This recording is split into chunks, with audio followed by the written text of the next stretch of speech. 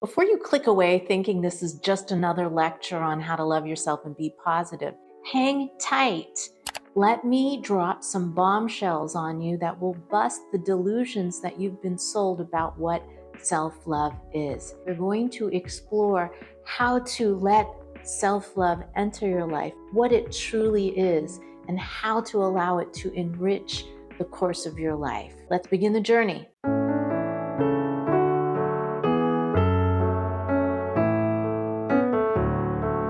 Hello, everybody. Today we're going to discuss a profound thought that philosophers and psychologists have been talking about for a long time. Can you really practice self-love? From the old ancient universities to modern schools of thoughts to right here on the psychotherapist's office, we wonder, can you practice self-love? Practice means putting effort in. Practice means doing something different. Practice means being a different thing. But isn't self-love just about being? In a goal-oriented society, self-love attainment defies the obsession with getting and becoming something better. It's a paradox. How do we practice it? How do we attain it? How do we become it? Neuroscience indicates that neurons that fire together, wire together, and wire together, and fire together. So if we're not actively practicing self-love, like I love myself, I love myself, I love myself, are we letting our brains down? Are we not creating these pathways? Well, I'd like to suggest something different. It's time to re-inspire. It's time to reconnect with the original core sense of love. When we are born as babies, we're innocent and generally we have a sense of love deep within ourselves. Over time, with socialization and getting jobs and education, we become more dependent on external sources of validation, external sources of love. We become quite disconnected from that core foundation that's deep inside of us. And just imagine what chronic trauma can do to a person. It can really squash their inner sense of love. So one of the things involves reconnecting with your core sense of love. That may be a practice, but that's not the practice of self-love. The journey to self-love involves three major concepts. Number one, acceptance. Number two, centeredness. And number three, letting go. See, life experiences have a way of just layering and layering and layering upon us and distancing us further and further away from our core essence of who we are, what matters to us, and what is this being, this sense of love. So, in the immortal words of Rumi, your task is not to seek love, but to find all of the barriers within you and remove them. So let's start removing some barriers. Let's start this journey to self-love. In order to fully embody self-love, we need to start from a place of acceptance. For example, if we're in a crush, if we're not feeling right, if things are really off, we don't feel good enough, we don't feel valued, we feel misunderstood. It's really important to seize that moment and say, right now, I am not feeling lovable. Accept it. I'm not feeling lovable. I'm feeling really vulnerable. Sometimes that's really hard to do.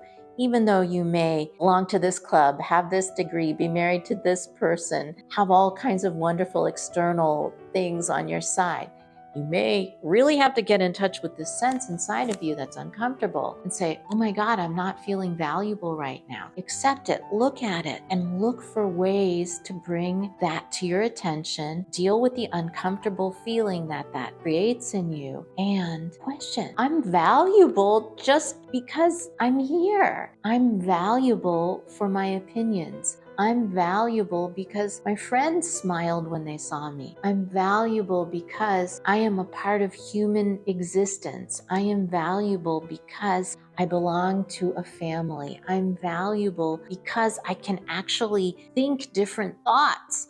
I'm valuable because my body is so strong. We have to really sit in that feeling of not feeling right, be vulnerable, and then build ourselves back up. And we only can do that through acceptance of the uncomfortable situation. The second core principle for self-love is centeredness. Centeredness arises in a person when they feel they belong to something bigger than themselves. This comes from belonging to something that's just more than one person. It's generally a sense of truth or beauty or science or devotion to a cause or devotion to a child. Your centeredness is unshakable. For example, in life, things can happen. We can get derailed. We can feel sad. We can feel confused. But if we remember what is our core centeredness, what is our priority, it could be raising a family. It could be getting a certain degree. It could be living the most just life possible. When we align with that, we develop our centeredness. It gives us a sense of integrity. It gives us a sense of strength and ability to stay the course. Centeredness is an essential component on the journey towards self-love. The more centered a person is, the more space they have to be and exude self-love. So we've talked about acceptance and we've talked about centeredness. Third concept is letting go. Letting go involves a sense of trust, a sense of peace. We can't always be in our minds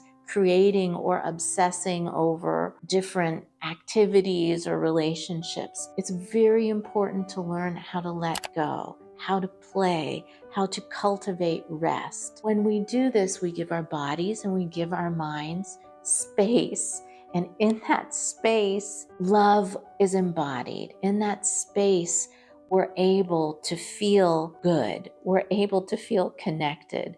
We're able to feel a part of something bigger. Letting go is a key component on the journey to self-love.